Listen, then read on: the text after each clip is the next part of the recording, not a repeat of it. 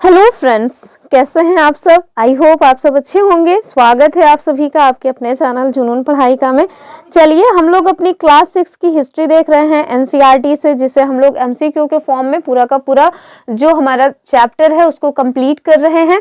और इसी के क्रम में आज ये हमारा चैप्टर 9 का वीडियो है, यानी कि इसके पहले हमने चैप्टर 8 तक ऑलरेडी डिस्कस कर लिया है। अगर आप लोगों ने नहीं देखा है तो चैनल में प्लेलिस्ट बनी है, आप वहां जा करके इसको देख सकते हैं।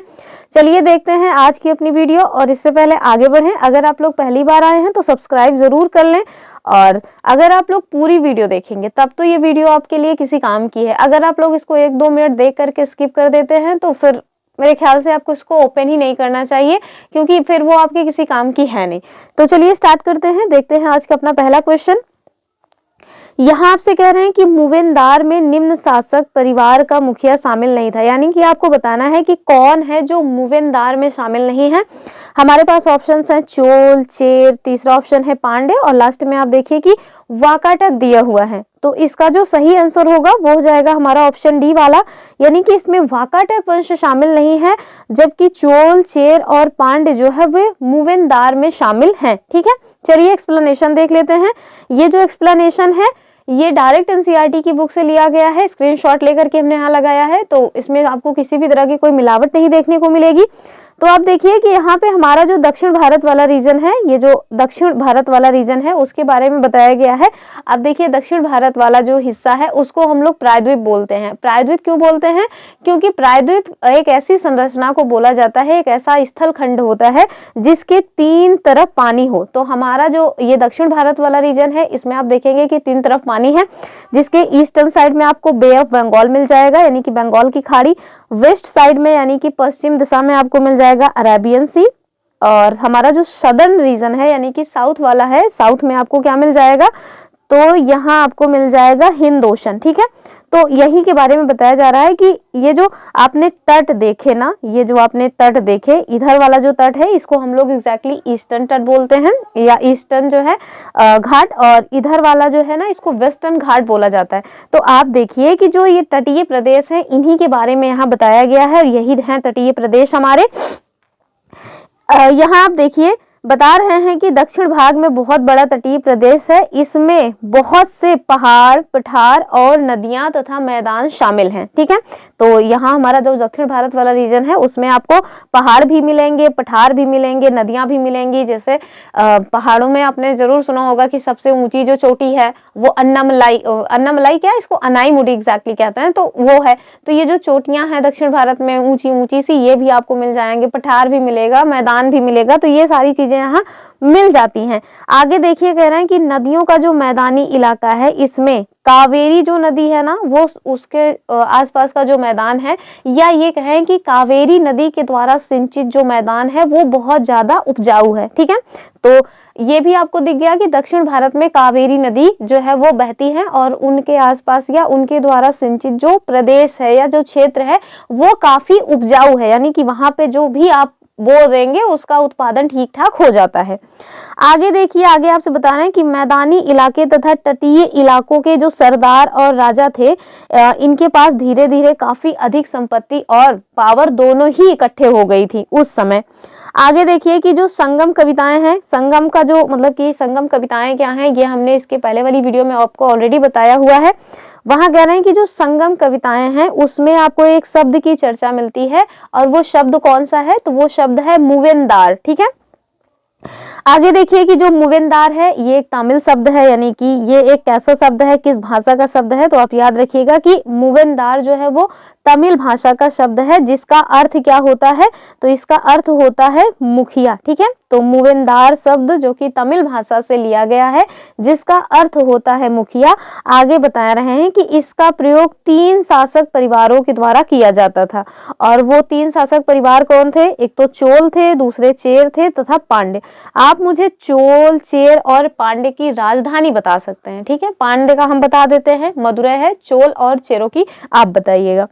आगे देखिए कह रहे हैं कि ये जो इनका चोल, चेर और पांड्य रहे हैं ना, ये आज से 2300 साल पहले दक्षिण भारत में काफी शक्तिशाली शासकों के रूप में माने जाते थे। तो आज से कितने साल पहले? 2300 साल पहले की बात है ये सारी चीजें। आगे देखिए, आगे आपसे बता रहे हैं कि इन तीनों मुखियाओं के अपने दो दो सत्ता केंद्र हुआ करते थे और इनमें से एक तटीय हिस्से में और दूसरा अंदरूनी हिस्से में, यानी कि एक तो ये जो मतलब कि ये वाला हिस्सा है, तटीय हिस्सा है यहाँ पे, और दूसरा इसका जो अंदरूनी हिस्सा है वहां पे, दोनों जगहों पे इनके अपने अपने केंद्र हुआ करते थे। यहाँ आपसे बता रहे हैं कि एक जो है, जो चोल थे ना, इनका एक पत्तन था, यानी कि एक बंदरगाह था और जिसका नाम क्या था, इसका नाम था पुहार या कावेरी पत्तन। डायरेक्ट ये क्वेश्चन बनता है, तो इसको याद रखिएगा कि चोलों का एक पत्तन था जिसे पुहार या कावेरी पत्तन कहा जाता था। दूसरा पत्तन आपको मिल जाएगा जो पांड्य हैं वो, और इनकी राजधानी मदुरई थी। ठीक है, तो पांड्यों का भी जो है पत्तन है और इनकी राजधानी बताई गई है कि मदुरई। मदुरई ऑलरेडी हम आपको बताए भी थे ऊपर, तो इसको भी याद रखिएगा। तो यहाँ हमने क्या क्या देख लिया, हमने देखा कि जो मूवेंदार शब्द है, ये जो आपने मूवेंदार शब्द देखा, ये तमिल भाषा का शब्द है, तमिल भाषा का शब्द है जिसका अर्थ होता है मुखिया। ठीक है, मुखिया। हमने देखा कि चोलों का जो पत्तन है उसका नाम है पुहार या कावेरी पत्तन। ठीक है, कावेरी पत्तन या पुहार जो है पत्तन है। और यहाँ हमने और क्या देखा, हमने देखा कि जो पांड्यों की राजधानी थी वो थी मदुरई। ठीक है, तो ये सारे पॉइंट्स हमने यहाँ पे देख लिए। आई होप ये वाला क्वेश्चन आपको समझ आया होगा। चलिए हम लोग नेक्स्ट क्वेश्चन देखते हैं, और जो हमारा नेक्स्ट क्वेश्चन है वो क्या है, कह रहे हैं कि जो चीनी शासक थे, आप एक बात जानिए। अच्छा, पहले क्वेश्चन देख लेते हैं फिर बताते हैं। जो चीनी शासक थे, इनके द्वारा रेशम का जो उपहार है वो किन्हें भेजा जाता था? हमारे पास ऑप्शन है ईरान के शासकों को, या फिर इराक के शासकों को, या भारत के शासकों को, या फिर अफगानिस्तान के शासकों को। तो आप इसका क्वेश्चन का आंसर तब तक देखें, हम आपको बताते हैं कि आप देखेंगे कि जो मतलब कि ये रेशम मतलब कि उत्पादन है, या रेशम से जो भी कपड़े वगैरह बनाए जाते थे, इसको सबसे पहले जो खोजा गया था वो चाइना में ही खोजा गया था। कहाँ पे? चाइना में खोजा गया था। और आज की बात नहीं है ये, आज से 7000 साल पहले की बात है कि चाइना में ये जो रेशम है इसके बारे में ठीक ठाक जानकारी हो गई थी। तो चलिए इसका जो सही आंसर होगा वो हम आपको बता देते हैं, वो है ऑप्शन ए वाला, यानी कि ईरान के शासकों को चाइना के द्वारा ये उपहार के रूप में भेजा जाता था। चलिए एक्सप्लेनेशन देख लेते हैं। यहाँ आप देखिए, हम ऊपर हमने बता दिया ना कि आज से 7000 साल पहले चाइना में ये जो मतलब कि रेशम बनाने की कला है उसकी खोज हो चुकी थी।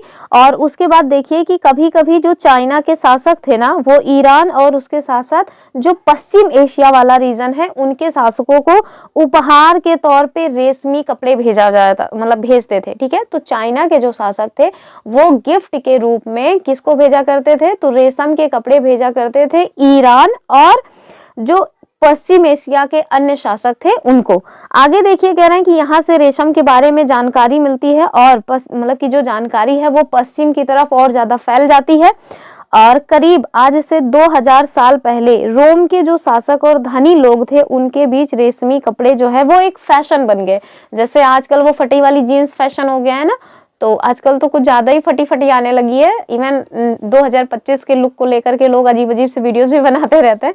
तो वही बता रहे हैं कि मतलब कि खोज तो हो गई थी 7000 साल पहले ही, लेकिन धीरे धीरे आप देखेंगे कि आज से 2000 साल पहले जो मतलब कि रोम वाला रीजन था वहां पे ये एक फैशन हो गया था कि हम लोग जो है सिल्क के कपड़े ही पहनेंगे या रेशम की जो कपड़े हैं वही पहनेंगे। आगे देखें, इसकी जो कीमत है वो भी बहुत ज्यादा होती थी, और वैसे भी जो चीजें कीमती होती है ना उसकी इज्जत ज्यादा होती है। तो फैशन के तौर पे जो लोग यूज कर रहे थे तो इसी वजह से यूज कर रहे थे, कहीं ना कहीं उसकी कीमत ज्यादा होती थी। लेकिन कीमत इस वजह से ज्यादा नहीं होती थी कि उसको बनाने में बहुत ज्यादा कॉस्ट आता था, नहीं, कीमत तो इस वजह से ज्यादा होती थी क्योंकि उसको ले जाने में ना, चाइना से इसको रोम तक पहुंचाने में बहुत सारे दुर्गम रास्तों का सामना करना पड़ता था। ककरीली पथरीली जमीन थी, उधर से आना जाना मतलब कि बहुत संघर्ष टाइप का, मतलब संघर्ष से जाना पड़ता था उतनी दूर तक। और इसके साथ साथ जो वहाँ के लोग थे ना, जैसे वहाँ के जो आसपास के लोग या निवासी थे या फिर जो व्यापारी वगैरह थे, वो टैक्स भी ले लिया करते थे जो लोग सामान ले जा रहे हैं उनसे, तो इस वजह से उसकी कॉस्ट बढ़ जाती थी। ठीक है, तो ये हमें याद रखना है कि ये लोग जो है चीन और पश्चिम एशिया के अन्य शासकों को गिफ्ट के रूप में चाइना के लोग क्या भेजा करते थे? तो रेशम के कपड़े भेजा करते थे। चलिए अगला क्वेश्चन देख लेते हैं, और हमने इसको ऊपर बता ही दिया है कि पांड्यों की राजधानी का नाम क्या था, तो ये हो जाएगा ऑप्शन ए मदुरई, जो बता दिए, उसमें टाइम लॉस नहीं करना। आगे देखिए, आगे आपसे कह रहे हैं कि भारत आने वाले जो चीनी तीर्थ यात्री थे वो कौन थे। ऑप्शंस कौन कौन से हैं, फाहियान, इत्सिंग, वेनशांग या उपरोक्त सभी। तो इसका जो सही आंसर हो जाएगा वो डी वाला हो जाएगा, यानी कि ये सभी भारत आने वाले चीनी तीर्थ यात्री रहे हैं। यहाँ देखिए आगे आपसे पूछ रहे हैं कि जो कुषाणों के समय बौद्ध धर्म था, या मतलब कि बौद्ध धर्म थी, बौद्ध धर्म की कौन सी नई शाखा जो है वो प्रचलन में आई है, उसका जो है डेवलपमेंट हुआ। तो ऑप्शंस क्या क्या है, हीनयान, दिव्यावदान होना चाहिए था यहाँ, और महायान या फिर बौद्धयान। तो इसका जो सही आंसर होगा वो हो जाएगा हमारा ऑप्शन सी वाला, यानी कि महायान। यानी कि कुषाणों के शासन काल में या कुषाणों के टाइम पीरियड में बौद्ध धर्म की जिस शाखा का विकास हुआ वो था हमारा महायान। आप देखेंगे कि मतलब कि बौद्ध धर्म की दो शाखाएं रही हैं, हीनयान और महायान। तो जो महायान वाली शाखा है उसका विकास इस टाइम पे ठीक ठाक तरीके से हुआ है। यहाँ देखिए आपसे कह रहे हैं कि ईसाई धर्म के संस्थापक कौन थे। तो हमारे पास ऑप्शंस क्या हैं, ईसा मसीह, हजरत मोहम्मद, सेंट थॉमस या फिर मदर टेरेसा। तो मदर टेरेसा, सेंट थॉमस तो होंगे नहीं। हजरत मोहम्मद जो है ये मतलब कि इनके द्वारा इस्लाम धर्म का उदय इनके द्वारा माना जाता है, तो बी भी नहीं होगा। इसका जो सही आंसर हो जाएगा वो हो जाएगा हमारा ऑप्शन ए वाला, यानी कि ईसा मसीह। ठीक है, तो ईसाई धर्म के संस्थापक जो है वो ईसा मसीह है, और इनके जो उपदेश वगैरह हैं वो आपको कहाँ मिल जाएंगे, तो वो आपको बाइबल में मिल जाएंगे। ठीक है, आगे इससे मतलब किस टाइप का क्वेश्चन आपको मिलेगा। चलिए नेक्स्ट क्वेश्चन देखते हैं। कह रहे हैं कि जो जुआनजांग हैं इन्होंने पांडुलिपियों का अनुवाद किस भाषा में किया था। तो ये जो जुआनजांग हैं ये चाइना से आए हुए तीर्थयात्री थे, और इनके द्वारा भारत से कई सारी पांडुलिपियों को ले जाया गया और उन पांडुलिपियों का इनके द्वारा अनुवाद किया गया है। तो आपको बताना है कि किस भाषा से मतलब कि पांडुलिपियां जो हमारे यहाँ से ले गए वो किस भाषा में थी और इसको इनके द्वारा किस भाषा में ट्रांसलेट किया गया। चलिए ऑप्शंस देख लेते हैं। कह रहे हैं कि पाली से चीनी, चीनी से पाली या फिर संस्कृत से चीनी। चीनी मतलब वो खाने वाली चीनी मत समझिएगा, चीनी मतलब जो चाइना की लैंग्वेज है मैंडेरिन, ठीक है, तो उसको प्राकृत से चीनी। तो इसका जो सही आंसर है वो क्या हो जाएगा, वो हो जाएगा हमारा संस्कृत से चीनी, यानी कि संस्कृत भाषा से संबंधित पांडुलिपियों को वो हमारे भारत देश से लेकर के चाइना में जाकर के वहां की लैंग्वेज में उसका ट्रांसलेट किए हैं। ठीक है, तो इसको याद रखिएगा, ऑप्शन सी वाला। आगे देखिए, ये क्वेश्चन कई बार पूछा गया है। ठीक है, कह रहे हैं कि काली मिर्च को अन्य किस नाम से जाना जाता था।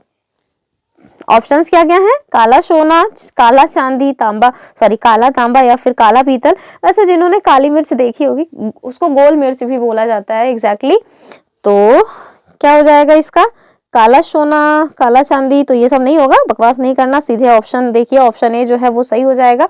जहां तक मुझे याद आ रहा है इसको यवनिका या यवन प्रिय टाइप का भी कुछ बोला जाता है, तो थोड़ा एक बार रीचेक कर लीजिएगा कि यवनिका या यवन प्रिय इसी को बोला जाता है, मतलब कि ये काली मिर्च को ही या फिर कुछ और भी है। ठीक है, तो इसको एक बार देख लीजिएगा। जहां तक मुझे लग रहा है कि यवनिका ही बोला जाता है काली मिर्च को। ठीक है, तो ऑप्शन ए तो इसका सही आंसर हो ही जाएगा। चलिए अगला क्वेश्चन देखते हैं। कह रहे हैं कि बौद्ध धर्म का आरंभिक रूप कैसा था। ऑप्शंस क्या है, महायान, भक्ति, वैष्णववाद, थेरवाद। तो आरंभिक रूप में आप देखिए कि भक्ति ही था, ऑप्शन बी वाला। फिर आगे चल करके मतलब कि महायान और हीनयान ये सारी ब्रांचेज में इसका मतलब चेंजेस हुआ है, और अंत में तो भगवान बुद्ध को जो है मतलब कि विष्णु भगवान का अवतार ही मान लिया जाता है, तो वो सब तो दूसरी बात है। चलिए हम लोग आगे देखेंगे। और हाँ, ये जो आप थेरवाद और मतलब कि थेरवाद देख रहे हैं ये इनका पंथ था। ठीक है, अगला क्वेश्चन में क्या कह रहे हैं, कह रहे हैं कि हिंदुओं का जो पवित्र ग्रंथ है वो कौन सा है। तो बड़ा मतलब सिंपल सा क्वेश्चन है, इसको देखकर ही समझ जाना चाहिए। ऑप्शंस है हमारे पास विनय पिटक, बुद्ध चरित, भगवत गीता या फिर इनमें से कोई नहीं। तो जो इसका सही आंसर हो जाएगा वो हो जाएगा हमारा भगवत गीता। और जो भक्ति शब्द है ना, जो कि भज शब्द से निकला हुआ है भक्ति, उसको देखिए कि उसका मतलब कि वर्णन या उसके बारे में जो जानकारी है वो भी हमें भगवत गीता से ही मिलती है। ठीक है, और भगवत गीता है क्या, तो भगवत गीता जो है वो महाभारत का एक अध्याय है। ठीक है, तो ऑप्शन सी। अगला क्वेश्चन हम देखेंगे, सबसे प्रसिद्ध कुषाण शासक कौन थे। कनिष्क थे या हुवेश या शशांक या अश्वघोष। तो इसका जो सही आंसर होगा वो तो हो जाएगा हमारा ऑप्शन ए वाला, यानी कि कनिष्क। ठीक है, तो जो कुषाण शासक थे कनिष्क, ये जो है कुषाणों में सबसे ज्यादा प्रसिद्ध शासक थे और कुषाण वंश की जो स्थापना की गई थी वो कुजुल कदफिशस के द्वारा की गई थी। इसको भी याद रखिएगा, कुजुल कदफिशस, ठीक है, कदफिशस के द्वारा इसकी स्थापना की गई थी। चलिए आगे देखते हैं अगला क्वेश्चन हमारा। और जो हमारा नेक्स्ट क्वेश्चन है, कह रहे हैं कि ईसा मसीह के उपदेश लिखे हैं। आपको बताना है कि वो कौन सा ग्रंथ है जिसमें ईसा मसीह के उपदेश आपको मिलेंगे। क्या क्या ऑप्शन है? कुरान में, बाइबल में, ईश चरित में या फिर इंडिका में। तो इंडिका में तो नहीं होंगे, इंडिका में हमने आपको कल बताया था कि मेगास्थनीज के द्वारा लिखी गई रचना है, तो इसमें तो होने का कोई चांस ही नहीं है। ये तो मतलब कि वैसे ही जो हमारा मौर्य एम्पायर था उसके धर्म, राजनीति, हिंद तिन के बारे में लिखा हुआ है, मतलब कि वहां का जो भी चीजें रही हैं, जैसी भी उनके टाइम पीरियड में रही, वो सब इंडिका में उनके द्वारा लिख दिया गया है, तो ये तो होगा ही नहीं। ईश चरित में भी नहीं है। बाइबल, हाँ, जो ऑप्शन बी है वो एकदम सही हो जाएगा कि ईसा मसीह के जो उपदेश हैं वो आपको बाइबल में लिखे हुए मिल जाएंगे। और कुरान तो जो है ये पवित्र पुस्तक है इस्लाम धर्म की, ठीक है। अगला क्वेश्चन देखते हैं, कह रहे हैं कि किसी देवी या देवता के प्रति जो लगाव होता है इसको क्या कहते हैं। तो ऑप्शन है हमारे पास देव भक्ति, भक्ति, ब्रह्मोदय या फिर उपरोक्त सभी। तो उपरोक्त सभी देख करके लोग एक बार इस पे जा सकते हैं, पर ये इसका आंसर नहीं होगा। इसका आंसर हो जाएगा ऑप्शन बी वाला, यानी कि भक्ति, ठीक है। तो किसी देवी या देवता के प्रति जो हमारे हृदय में लगाव होता है उन्हें हम भक्ति शब्द से जानते हैं। अगला क्वेश्चन देखेंगे, और जो हमारा नेक्स्ट क्वेश्चन है, कह रहे हैं कि सबसे प्रमुख सातवाहन शासक या सातवाहन राजा कौन थे। ऑप्शंस क्या क्या हैं? मूर्वेंदार तो कोई मतलब की बात नहीं है। ऑप्शन बी में कह रहे हैं गौतमी पुत्र श्री सतकर्णी।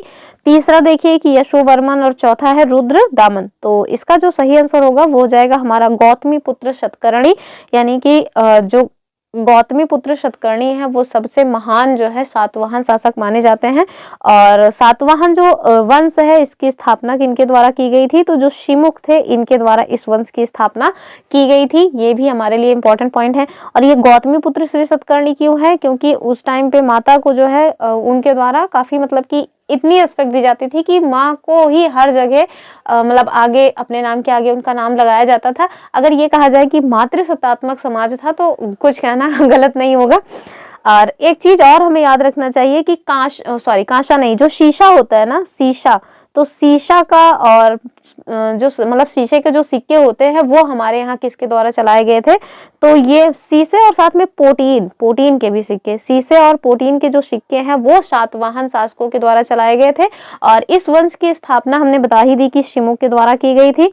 और यहाँ पे अपनी मम्मी के नाम को जो है अपने नाम के आगे लगाए जाने का जो है उस टाइम पे प्रचलन हो गया था। जैसे आप देखेंगे गौतमी पुत्र श्री सतकर्णी, वशिष्ठी पुत्र पुलवामी, तो ये सारे जो नाम हैं ये इनकी मम्मी के नाम के बाद फिर इनके नाम आया करते थे, ठीक है।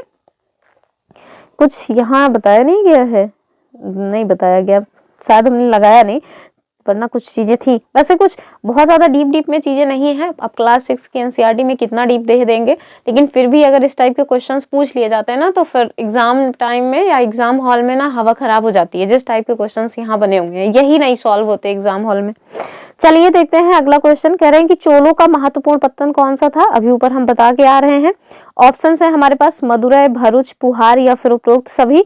तो इसका आंसर क्या होगा? इसका आंसर हो जाएगा मतलब कि ऑप्शन सी वाला, यानी कि पुहार। मदुरै क्या है? तो मदुरै जो है वो पांड्यों की राजधानी का नाम था, ठीक है। और भरूच कल हमने बताया था कि गुजरात में बंदरगाह था। कल वाले जो वीडियो था ना उसमें हमने बताया था कि भरूच क्या है। तो भरूच जो है वो गुजरात क्या हो रहा है, ये गुजरात में बंदरगाह था भरूच। चलिए अगला क्वेश्चन देखते हैं हम लोग। और जो हमारा अगला क्वेश्चन है वो क्या पूछ रहे हैं, ये कैसे हो गया सब थोड़ा सा कुछ इशू हो गया है, कैसे हुआ आइडिया नहीं है। कह रहे हैं कि दक्षिण पथ के स्वामी कौन थे। हमारे पास ऑप्शंस क्या क्या है? मौर्य शासक, सातवाहन शासक, गुप्त शासक या कुषाण शासक। तो जो दक्षिणापथ के स्वामी है वो सातवाहन शासकों को कहा जाता था, यानी कि option B is the right answer of this question. यानी कि जो सातवाहन शासक थे इन शासकों को कहा जाता था दक्षिणापथ के स्वामी, ठीक है। अगला क्वेश्चन देखिए, और यहाँ पे देख लीजिए, यहाँ बताया गया है थोड़ी बहुत चीजें आपको और जानने को मिल जाएंगी सातवाहनों के बारे में। तो जो सातवाहन शासक हैं इसके बारे में बता रहे हैं कि पश्चिम भारत में सातवाहन नामक राजवंश का प्रभाव जो है वो देखा गया है। कहाँ पे? तो पश्चिम जो भारत है हमारा वहां पे। ऐसे भी पूछा जा सकता है ना कि किस साइड पे थे, उत्तर दिशा में इनका शासन था या फिर दक्षिण में था या ईस्टर्न में था या वेस्टर्न में था।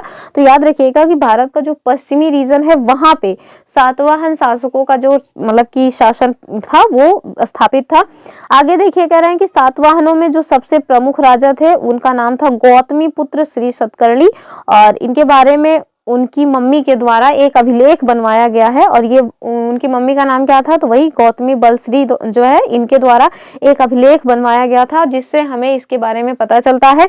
यहाँ आगे कह रहे हैं कि वो और अन्य जो भी सातवाहन शासक थे उन्हें क्या कहा जाता था? तो उन्हें कहा जाता था दक्षिणापथ के स्वामी। ठीक है, और दक्षिणापथ का जो शाब्दिक अर्थ होता है वो क्या होता है? तो दक्षिण की ओर वाला जो रास्ता है वो, यानी कि दक्षिण की ओर जो आने वाला रास्ता है उस रास्ते के ये स्वामी थे, इसी वजह से कहा जाता था इन्हें दक्षिणापथ के स्वामी। स्वामी मतलब मालिक थे, टैक्स वगैरह लेना इनका काम था कि अगर कोई भी इस रास्ते से जाएगा तो फिर टैक्स उनको देना पड़ेगा, नहीं तो फिर ठीक नहीं होना है।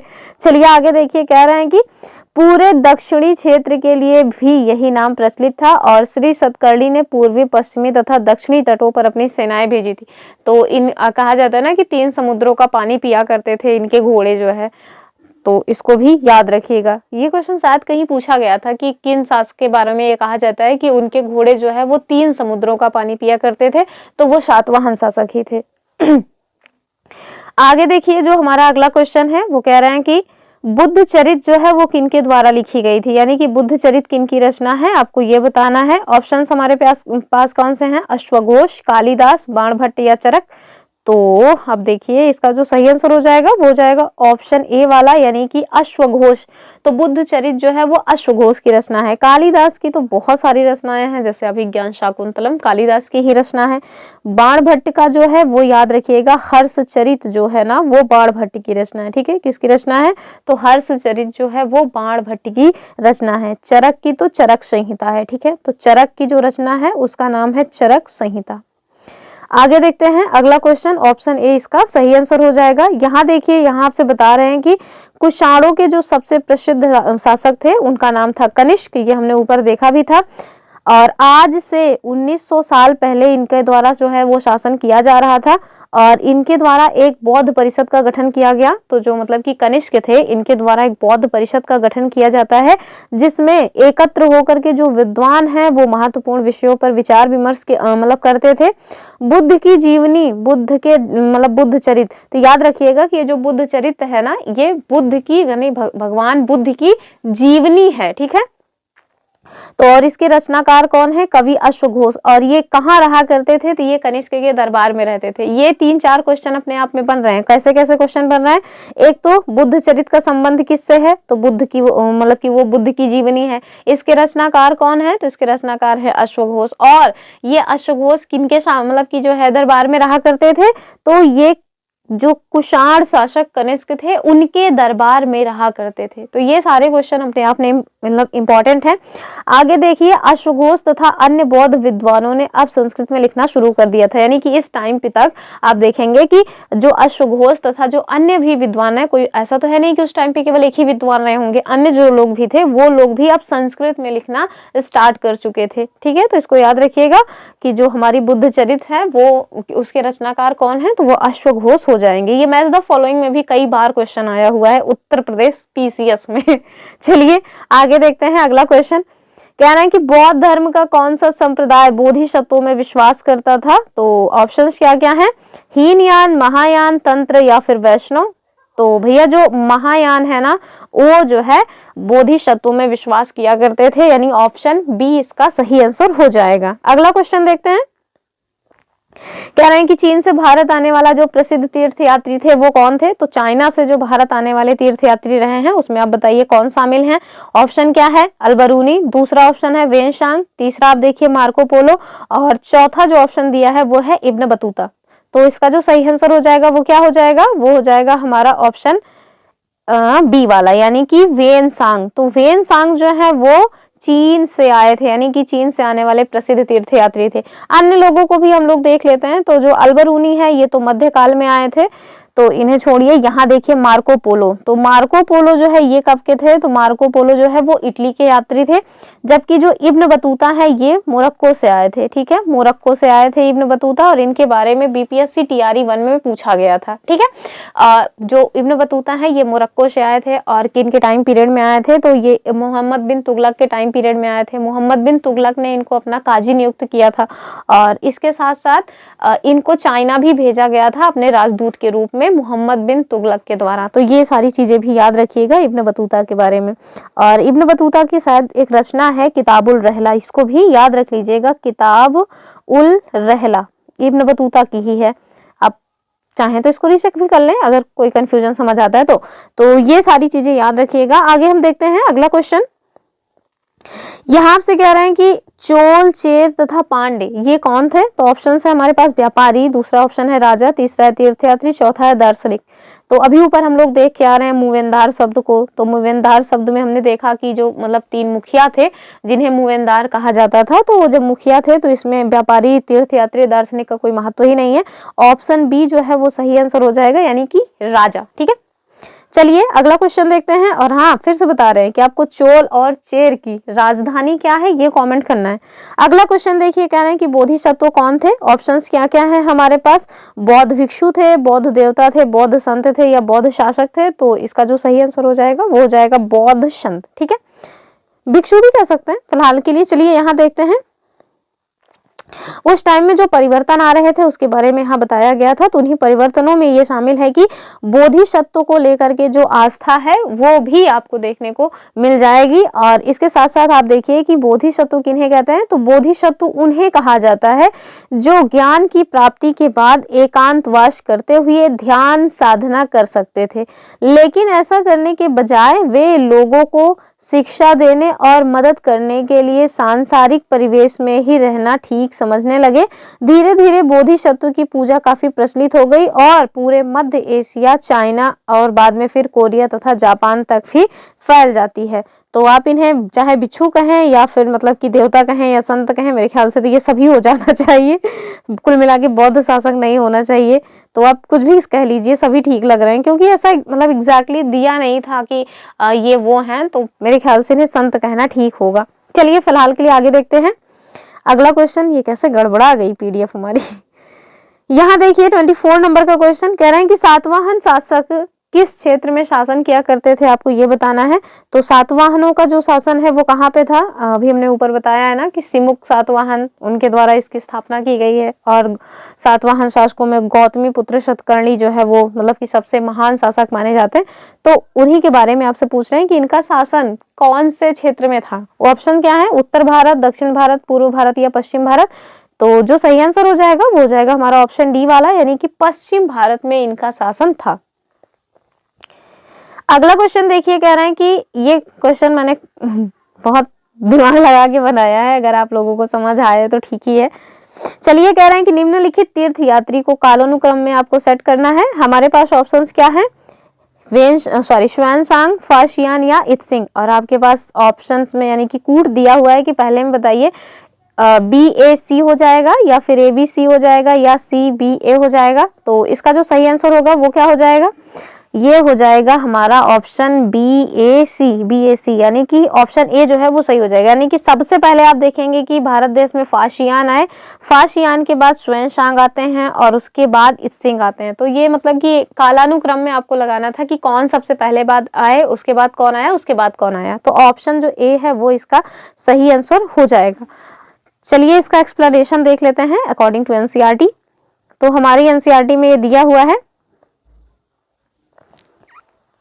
यहाँ देखिए कह रहे हैं कि इसी तरह भारत की यात्रा पर जो है चीनी बौद्ध यात्री भी आते हैं। और या चीनी बौद्ध तीर्थयात्रियों में आप देखिए सबसे पहले कौन आ रहे हैं, फाशियन। और ये जो है आज से मतलब कि 1600 साल पहले आए थे। यानी कि आज से आप देखिए तो आज से 1600 साल पहले फाशियान जो है वो एक चीनी बौद्ध तीर्थयात्री थे जो कि भारत में आते हैं। ठीक है, उसके बाद आप देखिए श्वेनसांग आते हैं और श्वेनसांग आज से 1400 साल पहले आते हैं। ठीक है, और उसके बाद फिर आप देखिए कि श्वेनसांग के 50 साल बाद यानी कि 1350 साल पहले कौन आ जाते हैं, तो ये आ जाते हैं हमारे इत्सिंग। ठीक है, तो ये पॉइंट्स याद रखिएगा। तो इस वजह से इसका जो सही आंसर हो जाएगा वो हो जाएगा ऑप्शन हमारा ए वाला। अगला क्वेश्चन देखते हैं हम लोग। और जो हमारा अगला क्वेश्चन है वो आपसे पूछा जा रहा है कि जो मतलब कि यहाँ तीर्थ यात्री आए उनके द्वारा ना मतलब अपनी तीर्थ यात्रा के अपनी तीर्थ यात्रा को लेकर के कोई ना कोई पुस्तक लिखी गई है। उन पुस्तकों में उन्होंने अपनी तीर्थ यात्रा के बारे में वर्णन किया है और उसी वर्णन का एक अंश हमने आपको यहाँ दिया है और आपको बताना है कि ये किनकी तीर्थ यात्रा का अंश है। ऑप्शन मतलब कि क्या है, चलिए देख लेते हैं। कह रहे हैं कि समुद्र असीम है, सूर्य, चांद या तारों की गति को देखे बिना ये पता लगा पाना असंभव है कि पूर्व किधर है या पश्चिम किस दिशा में है। अगर बरसात और अंधेरा हो तो जहाज को हवा की रुख में ले जाने के अलावा और कोई चारा नहीं। और आपसे पूछा जा रहा है कि ये उपरोक्त अंश जो है वो किसकी यात्रा के विवरण से लिया गया है। ऑप्शंस क्या क्या हैं? फाशियान, वेनसांग, इत्सिंग। तो आपको समझ आ ही रहा होगा कि ये सारे लोग हमारे यहाँ चीन से आए थे और बौद्ध तीर्थ यात्री ही थे, तो क्वेश्चन थोड़ा टफ हो सकता है। तो इस वजह से एनसीईआरटी को भैया ढंग से पढ़ना पड़ता है। तो इसका जो सही आंसर होगा वो क्या हो जाएगा? वो हो जाएगा हमारा ऑप्शन ए वाला, यानी कि Faxian. Option A is the correct answer of this question. चलिए मूव ऑन करते हैं नेक्स्ट क्वेश्चन पर। याद रखिएगा ये क्वेश्चन, इस तरह के क्वेश्चन कई बार पूछे गए हैं। यहाँ आपसे पूछा जा रहा है कि विष्णु यानी कि भगवान विष्णु का जो वराह अवतार है उसकी मूर्ति आपको कहाँ से मिली है। ऑप्शन क्या है? एरण से, या फिर एरण है कहाँ पे? तो मध्य प्रदेश में। दूसरा कह रहे हैं अजंता, अजंता कहाँ है? महाराष्ट्र में। और तीसरा कह रहे हैं कि उपरोक्त तो दोनों से मिली है या फिर यहाँ इन दोनों में से कहीं नहीं मिली। तो इसका जो सही आंसर होगा वो क्या हो जाएगा? वो हो जाएगा ऑप्शन ए वाला, यानी कि एरण मध्य प्रदेश से मिली है भगवान विष्णु का जो वराह अवतार है उसकी मूर्ति, यानी ऑप्शन ए। नेक्स्ट क्वेश्चन देखेंगे हम लोग। कह रहे हैं कि अपार कौन थे? तो ऑप्शन है हमारे पास शिव भक्त थे या फिर विष्णु भक्त थे या फिर काली देवी के भक्त थे। तो इसका सही आंसर क्या होगा? इसका जो सही आंसर हो जाएगा वो हो जाएगा ऑप्शन ए वाला, यानी कि जो अपार हैं वो भगवान शिव के भक्त थे। ठीक है, अगला क्वेश्चन देखते हैं। नहीं, अब क्वेश्चन समाप्त हो गए हैं। अब कुछ इंपॉर्टेंट पॉइंट्स हैं जो हमें जान लेने चाहिए। ये सारे पॉइंट्स एनसीईआरटी की बुक से ही लिए गए हैं, इसमें कुछ भी मतलब कि मिलावट आपको नहीं मिलेगी। तो चलिए देख लेते हैं। सबसे पहले आप देखिए कि इनके बारे में, तो थोड़ा कलर इसका चेंज कर देते हैं ताकि थोड़ा डार्क में दिखे। तो सबसे पहले हम देखेंगे मतलब कि जो ह्वेनसांग है इनके बारे में। और ये यहाँ पे बताया गया है कि जो ह्वेनसांग है वो भूमार्ग से उत्तर पश्चिम और मध्य एशिया होकर के चाइना जो है वो वापस लौट जाते हैं। ठीक है, और इनके द्वारा सोने, चांदी तथा चंदन की लकड़ी की बनी हुई जो बुद्ध की मूर्तियां हैं और उसके साथ साथ 600 से भी ज्यादा पांडुलिपियां एकत्रित की गई थी। यानी इन्होंने केवल सोना चांदी ही नहीं इकट्ठा किया, बल्कि सोना चांदी के अलावा चंदन की लकड़ी की बनी हुई जो बुद्ध की मूर्तियां हैं उसको भी कलेक्ट किया और साथ में 600 से भी ज्यादा पांडुलिपियों को भी ये एकत्र किया और 20 घोड़ों पर लाद करके वो इनको यहाँ से ले गए। और इसमें आप देखिए कि जो है 50 पांडुलिपियां उस समय खो गई जब सिंधु नदी जो है पार करते समय इनकी नाव उलट गई। यानी कि बेचारे इकट्ठा तो किए कि 600 से भी ज्यादा पांडुलिपियां ले जाएंगे, लेकिन 50 से भी ज्यादा या 50 के आसपास जो उनकी पांडुलिपियां हैं वो समुद्र में क्या जो सिंधु नदी है उसमें जब इनकी नाव पलट जाती है तो वहां पे फिर खो जाती है। तो फिर अपने जीवन का जो हिस्सा बचा हुआ था वो जब ये वहां पहुंच गए चाइना, तो वहां जो पांडुलिपियां हैं उनको फिर संस्कृत से चाइना में, यानी कि संस्कृत से जो चाइना की लैंग्वेज है उससे अनुवाद करने में लगा देते हैं। अभी ऑप्शन हमने उत्तर मतलब कि क्वेश्चन देखा है ना ऊपर कि जो ह्वेनसांग है इनके द्वारा किस भाषा में पांडुलिपियों का अनुवाद किया गया था, तो वो यही है, संस्कृत से चाइना में या चीन की जो लैंग्वेज है मैंडारिन या चीनी लैंग्वेज, उसमें इनके द्वारा अनुवाद उसको किया गया। चलिए देखते हैं एक अन्य पॉइंट। और जो हमारा अगला पॉइंट है वो नालंदा महाविहार के बारे में बताया गया है। बड़ा इंपॉर्टेंट पॉइंट है ये। यहाँ देखिए आपसे बता रहे हैं कि नालंदा महाविद्यालय ये शिक्षा का उस समय एक विशिष्ट केंद्र हुआ करता था और जो ह्वेनसांग तथा अन्य तीर्थयात्री हैं ये उस समय सबसे प्रसिद्ध बौद्ध विद्या केंद्र नालंदा जो कि बिहार में था वहां पे अध्ययन किए थे। तो जो ह्वेनसांग और अन्य तीर्थयात्री रहे हैं वो सभी जो है नालंदा जो कि बौद्ध मतलब कि नालंदा जो है जो कि बिहार में था उसमें पढ़ाई किए थे। ठीक है, उनके बारे में, यानी कि नालंदा जो बिहार था या नालंदा जो विद्यालय था, यूनिवर्सिटी थी एग्जैक्टली, उनके बारे में इन लोगों ने कुछ विवरण दिए हैं। तो वो जो विवरण है उसको हम देख लेते हैं। कह रहे हैं कि यहाँ के जो शिक्षक थे वो योग्यता तथा बुद्धि में सबसे आगे हैं। ठीक है, और बुद्ध के उपदेशों को वो पूरी ईमानदारी के साथ पालन करते हैं। मठ के नियम काफी सख्त थे और जिन्हें सबके लिए मानना अनिवार्य था। ठीक है, पूरे दिन वाद विवाद चलते रहते थे जिसमें युवा और वृद्ध दोनों ही एक दूसरे की मदद किया करते थे। विभिन्न शहरों से विद्वान लोग अपनी शंकाएं दूर करने के लिए यहाँ आया करते थे। नए आगंतुकों से पहले द्वारपाल ही कठिन प्रश्न पूछते थे, यानी कि ऐसा नहीं कि आप डायरेक्ट टीचर के पास पहुंच जाओ ना, पहले जो द्वारपाल हैं आप पहले उनसे निपटो, उसके बाद फिर अंदर जाने के बारे में जो प्रोसेस है वो स्टार्ट होगा। आगे कह रहे हैं कि उन्हें अंदर जाने की अनुमति तभी मिलती थी जब वे द्वारपाल को सही उत्तर दे पाते थे, और इतने वो लोग कठिन प्रश्न पूछते थे कि अगर 10 लोग उसमें शामिल हैं तो 8 लोग तो ऐसे हैं जो सही उत्तर दे ही नहीं पाते थे, यानी कि टीचर से मिलना तो असंभव ही है उनके लिए। तो इसको भी याद रखिएगा कि जो नालंदा महाविहार है, नालंदा जो मतलब कि यूनिवर्सिटी है वो कहाँ है, तो वो बिहार में है। अभी तो इसको जो है उसके आसपास कहीं रिन्यू भी कर दिया गया है, तो इसको भी याद रखिएगा। एनसीईआरटी की बुक्स में एक खासियत होती है कि लास्ट में उनके द्वारा कुछ क्वेश्चंस पूछे जाते हैं। तो आज कोई एमसीक्यू फॉर्म में नहीं पूछा गया था, आज मैच द फॉलोइंग में पूछा गया है।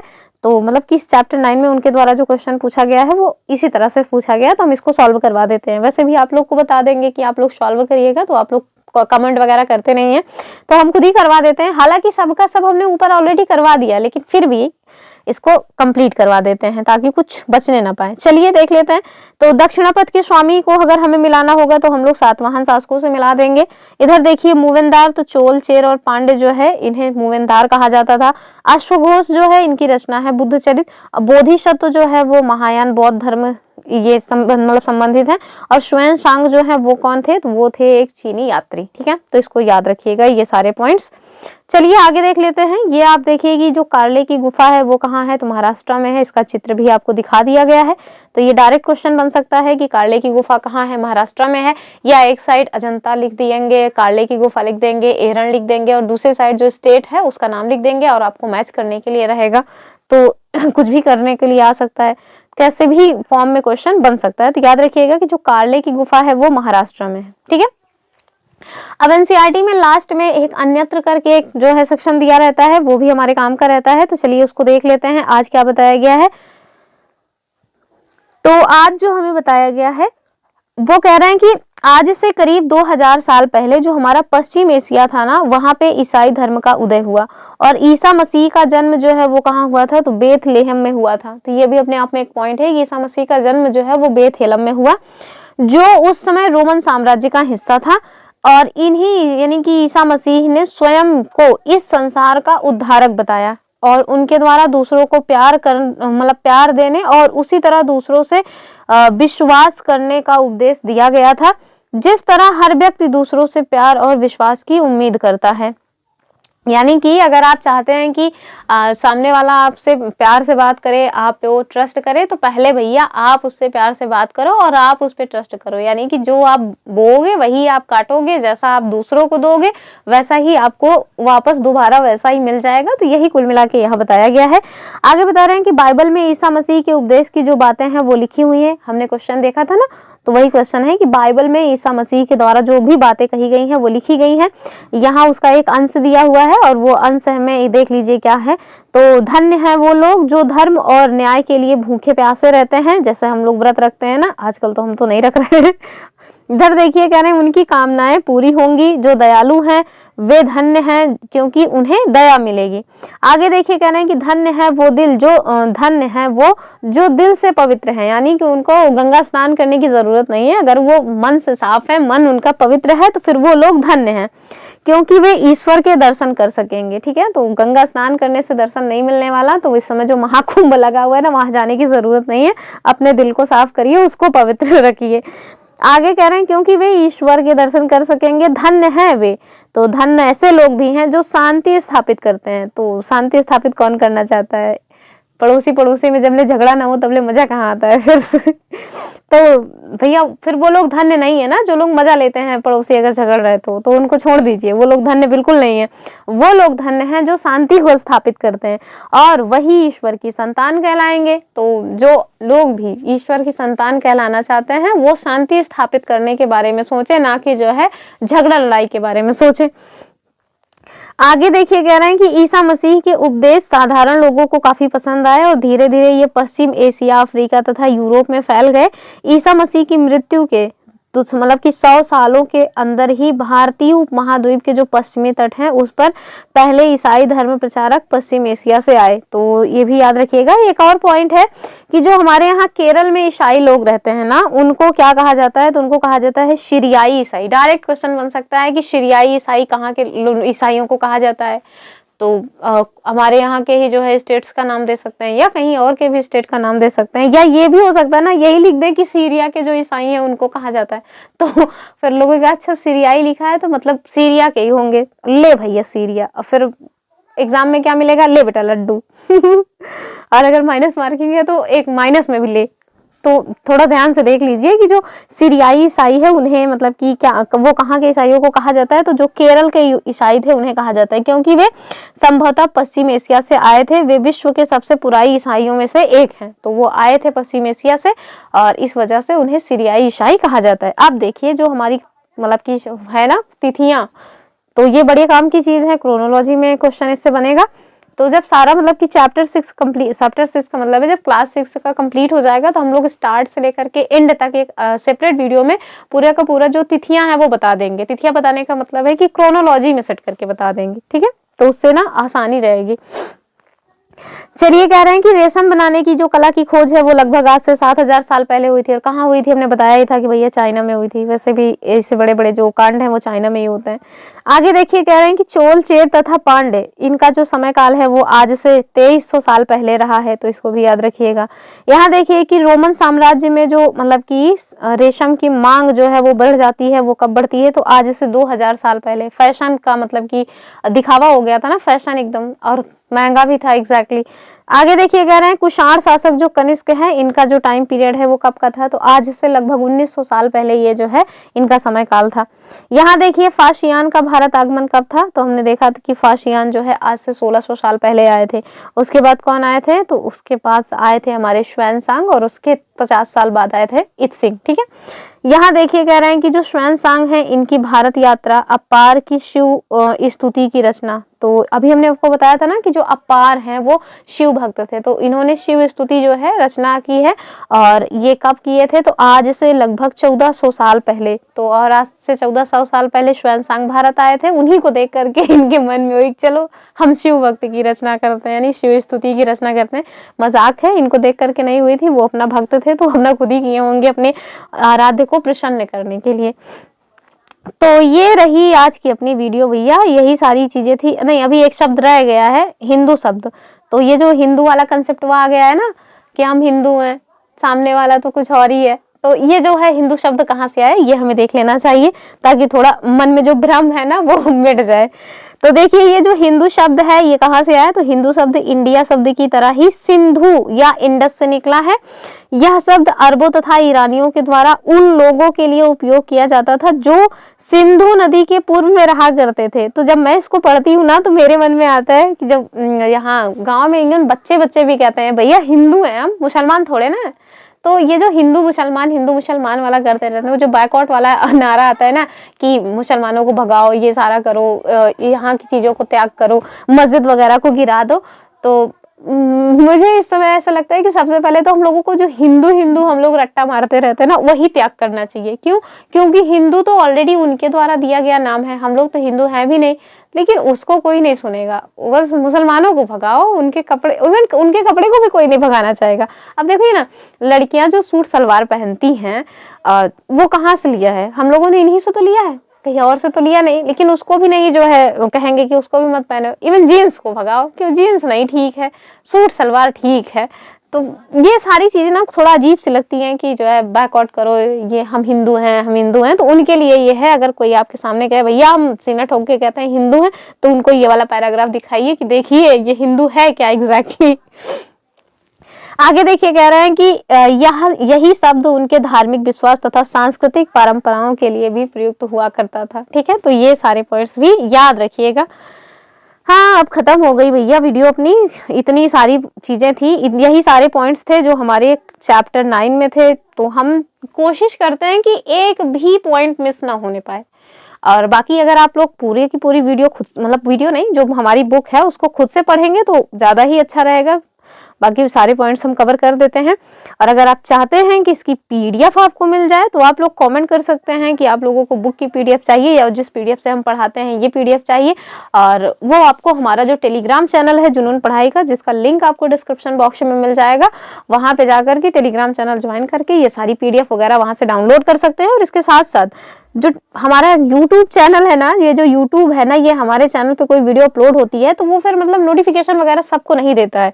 तो अगर आप चाहते हैं कि टाइम टू टाइम नोटिफिकेशन मिलता रहे तो उसके लिए भी आप हमारा टेलीग्राम चैनल ज्वाइन कर सकते हैं। वहां से आपको इसका जो नोटिफिकेशन है वो तुरंत मिल जाएगा। ठीक है, तो चलिए ये रही आज की अपनी वीडियो। आई होप आप लोगों को वीडियो पसंद आई होगी, आप लोगों ने कुछ नया जाना होगा, समझा होगा। और अगर सब कुछ ठीक रहा है तो आप वीडियो को लाइक कर सकते हैं, अपने फ्रेंड्स के साथ इसको शेयर कर सकते हैं, ये कहें कि व्हाट्सएप स्टेटस पर लगा सकते हैं।